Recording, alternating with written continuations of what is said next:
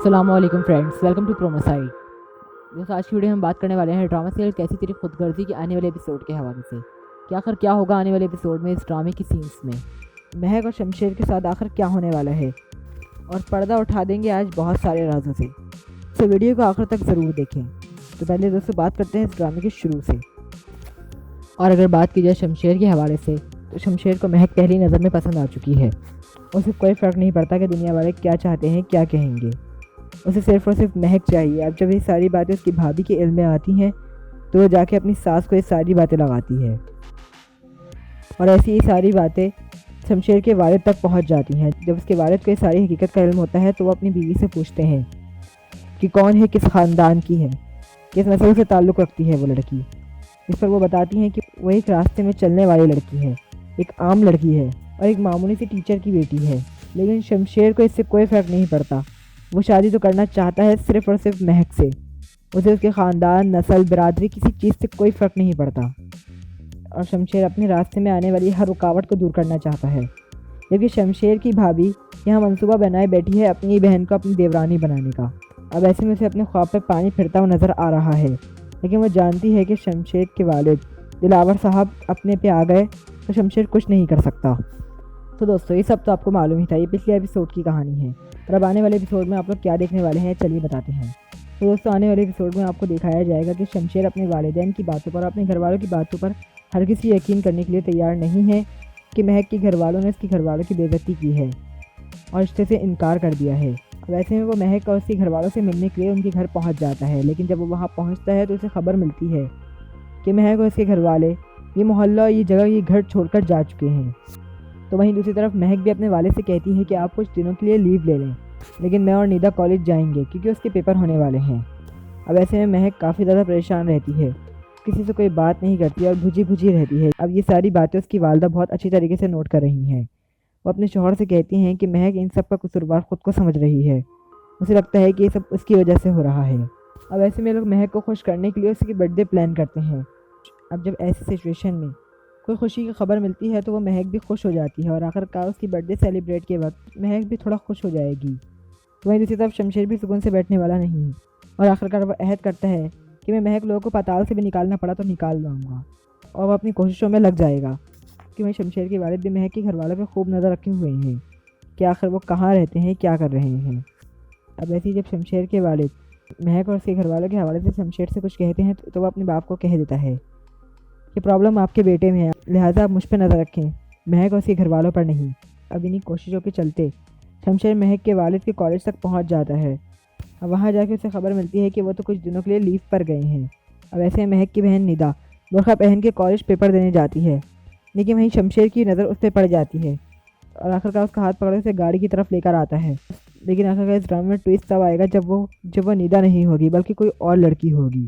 और आखिरकार जैसे ही शमशेर को महक का पता चलता है तो वो महक से मिलना चाहता है और महक का पीछा करता है, लेकिन महक भी कमरे में आकर छुप जाती है। और ऐसे में शमशेर खामोश बैठने वाला नहीं है, वो महक को वहीं से निकाल देगा और उसे अगवा कर लेगा और लेकर किसी अपार्टमेंट में उसको बंद कर देगा। तो महक भी वहाँ खामोश नहीं रहती और आखिरकार उसको कह देती है कि नफ़रत है मुझे तुमसे, नफ़रत तुमसे, तुम्हारी ज़ात से, तुम्हारे हर वजूद से नफ़रत है। लेकिन शमशेर फिर भी पीछे नहीं हटेगा और वो महक को हर हालत में पाना चाहेगा। लेकिन दोस्तों, इससे भी बड़ा ट्विस्ट उस वक्त सबके सामने खुलता है जब दोनों फैमिलीज इस रिश्ते के लिए राज़ी हो जाते हैं और आखिरकार शमशेर अपनी फैमिली को मना ही लेता है। वो रिश्ता लेके उनके घर पहुंचता है, जबकि वो लोग भी इनकार नहीं कर सकते क्योंकि वो जानते हैं कि अगर उन्होंने इनकार किया तो मज़ीद एक नया तमाशा लग जाएगा।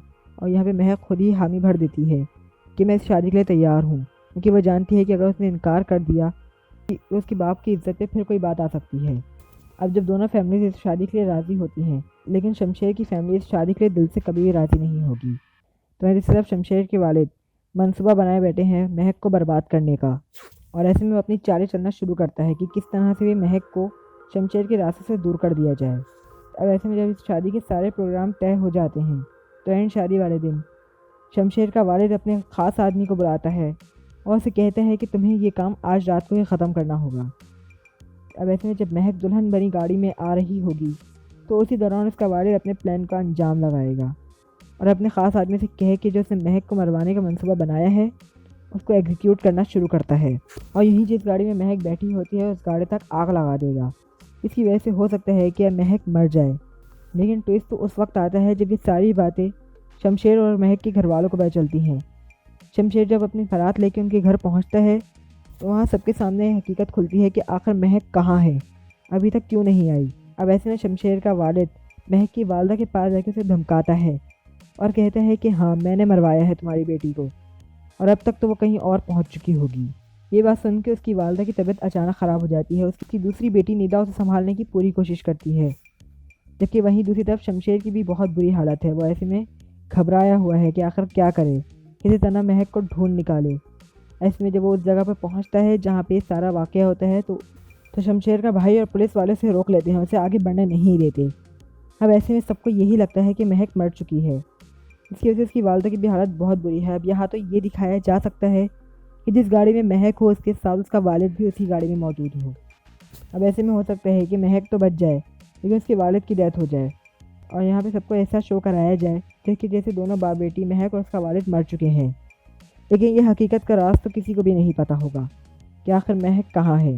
جبکہ وہیں دوسری طرف شمشیر کی حالت بہت بری ہے، وہ چاہتے ہوئے بھی کچھ نہ کر سکا۔ اس چیز کا اسے اتنا گھمنڈ تھا اپنی طاقت کا کہ وہ جو چاہے کر سکتا ہے، لیکن آخرکار موت کے سامنے وہ بھی بے بس ہو گیا۔ اس کی طاقت اس کی محبت کو بچانے کی کام نہیں آئی، اور یہی وجہ ہے کہ جس کی وجہ سے شمشیر بالکل اکیلا رہ جائے گا، جبکہ اس کی بھابھی اپنا پلان ایگزیکیوٹ کرنے میں لگی ہوگی، اور وہ کسی طرح کر کے اپنی بہن کی شادی شمشیر کے ساتھ کرنے کا آئیڈیا سب کے سامنے رکھتی ہے۔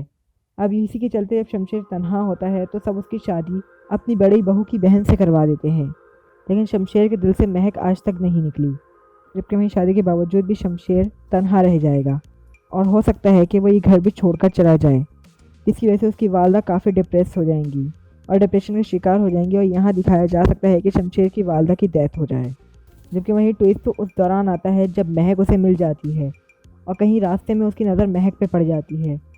اب ایسے میں وہ خود کو نہیں روک پائے گا، اور یہاں پہ دکھایا جا سکتا ہے دیوانگی والا سین جو دیوانگی میں دکھایا گیا تھا کہ کس طرح سلطان درانی نگین کے پیچھے پھر رہا ہوتا ہے اور اسے ڈھونڈنے کے لیے سب جگہ پھرے گا، اور یہیں وہ اس کے گھر کا بھی پتہ لگا لے گا۔ لیکن دوستو، آپ لوگوں کو کیا لگتا ہے کہ آپ شمشیر مہک کو حاصل کر پائے گا؟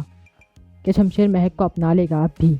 وہ مہک کے پیچھے بھاگے گا اور اسے شادی کے لیے رضامند کرے گا، یا ہو سکتا ہے کہ مہک بھی اس دفعہ شادی شدہ ہو گئی ہو؟